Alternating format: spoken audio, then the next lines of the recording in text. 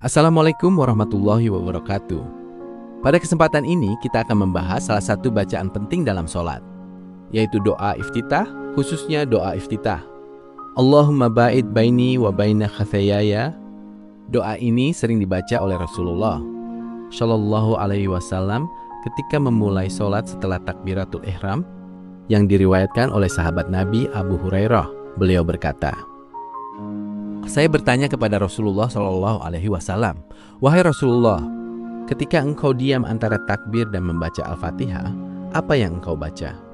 Lalu Rasulullah Shallallahu Alaihi Wasallam menjawab dengan membaca doa, Allahumma ba'id baini wa baina khatayaya, kama ba'atta bainal masyriqi wal maghrib. Allahumma nakkini min khatayaya, kama yunaqat saubul abyadu minad danas. Allahumma gsilni min khatayaya bil ma'i wat salji wal barat. Artinya, ya Allah, jauhkanlah aku dari dosa-dosaku sebagaimana engkau menjauhkan antara timur dan barat. Ya Allah, bersihkanlah aku dari dosa-dosaku sebagaimana pakaian putih dibersihkan dari kotoran. Ya Allah, cucilah dosa-dosaku dengan air, salju, dan embun. Doa ini sangat dalam maknanya. Sebelum seorang muslim membaca Al-Fatihah, sebelum dia bermunajat kepada Allah dalam sholatnya, dia terlebih dahulu memohon kepada Allah agar dosa-dosanya dibersihkan. Ini menunjukkan bahwa seorang hamba merasa dirinya penuh dengan kesalahan. Makna kalimat pertama, ya Allah, jauhkanlah aku dari dosa-dosaku sebagaimana engkau menjauhkan antara timur dan barat. Timur dan barat adalah jarak yang sangat jauh. Artinya kita memohon kepada Allah agar dosa kita benar-benar dijauhkan dari diri kita. Makna kalimat kedua, bersihkanlah aku dari dosa-dosaku seperti pakaian putih dibersihkan dari kotoran. Pakaian putih sangat mudah terlihat kotor jika terkena noda. Begitu pula hati manusia. Doa ini mengajarkan agar kita memohon kepada Allah supaya hati kita menjadi bersih kembali. Makna kalimat ketiga, cucilah dosa-dosaku dengan air, salju, dan embun. Para ulama menjelaskan bahwa ini adalah gambaran kesempurnaan pembersihan dosa. Air membersihkan, salju menyejukkan, embun memberi kesegaran. Artinya kita memohon kepada Allah agar dosa kita dibersihkan secara sempurna. Ada beberapa hikmah besar dari doa ini. Pertama, mengajarkan kerendahan hati. Seorang muslim tidak merasa dirinya suci.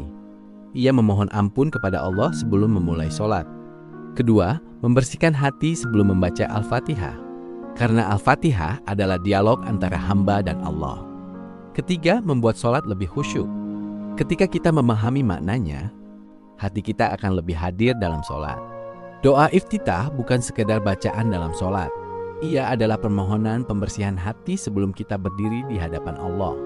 Karena itu, ketika membaca doa ini, jangan hanya membaca dengan lisan, tetapi hadirkan hati dan rasakan bahwa kita sedang memohon agar Allah menghapus dosa-dosa kita. Semoga Allah menjadikan sholat kita lebih khusyuk dan diterima olehnya.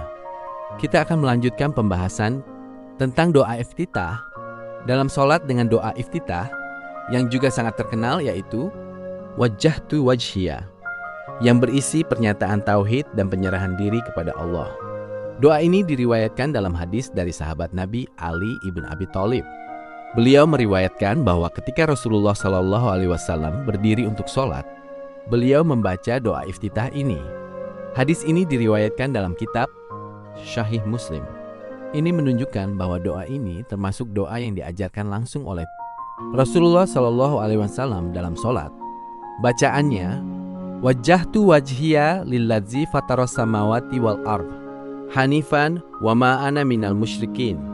Inna sholati wa nusuki wa mahyaya wa mamati lillahi rabbil alamin. La syarika lahu wa bidzalika umirtu. Wa ana minal muslimin. Artinya, aku menghadapkan wajahku kepada Allah yang telah menciptakan langit dan bumi dengan lurus, dan aku bukanlah termasuk orang-orang musyrik. Sesungguhnya sholatku, ibadahku, hidupku dan matiku hanyalah untuk Allah, Tuhan seluruh alam. Tidak ada sekutu baginya. Dengan itulah aku diperintahkan dan aku termasuk orang-orang yang berserah diri. Doa ini sangat agung karena berisi pengakuan tauhid seorang hamba kepada Allah. Mari kita pahami maknanya satu persatu.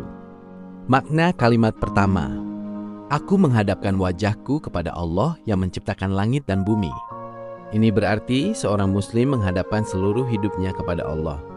Bukan hanya wajah secara fisik, tetapi juga hati, niat, dan tujuan hidup. Semua diarahkan kepada Allah. Makna hanifan. Kata hanifan berarti lurus dalam tauhid. Artinya seorang muslim hanya menyembah Allah semata dan tidak menyekutukannya dengan apapun. Makna kalimat kedua, sesungguhnya sholatku, ibadahku, hidupku, dan matiku hanyalah untuk Allah. Ini adalah ayat dari Al-Quran, surat Al-An'am, ayat ke-162. Maknanya sangat luas. Bukan hanya sholat yang kita lakukan untuk Allah, tetapi juga ibadah kita, kehidupan kita, bahkan kematian kita. Semuanya hanya untuk Allah. Makna kalimat la syarika lahu, tidak ada sekutu baginya. Ini adalah inti dari tauhid, bahwa Allah adalah satu-satunya yang berhak disembah. Ada beberapa hikmah besar dari doa ini. Pertama, menguatkan tauhid dalam sholat. Seorang muslim memulai sholatnya dengan menyatakan keimanan kepada Allah. Kedua, mengingatkan tujuan hidup, bahwa hidup dan mati kita hanya untuk Allah. Ketiga, menghadirkan kekhusyukan. Ketika memahami maknanya, hati kita akan lebih khusyuk dalam sholat. Doa iftitah dibaca setelah takbiratul ihram sebelum membaca Al-Fatihah. Namun perlu diketahui, doa iftitah hukumnya sunnah, bukan rukun sholat. Jika tidak dibaca, sholat tetap sah. Doa iftitah wajjahtu wajhiya mengajarkan kepada kita bahwa sholat bukan hanya gerakan dan bacaan, tetapi juga penyerahan diri sepenuhnya kepada Allah. Ketika kita membaca doa ini dalam sholat, seolah-olah kita berkata, ya Allah, seluruh hidupku, ibadahku, bahkan kematianku hanyalah untuk-Mu. Semoga Allah menjadikan sholat kita lebih khusyuk. Amin. Wassalamualaikum warahmatullahi wabarakatuh.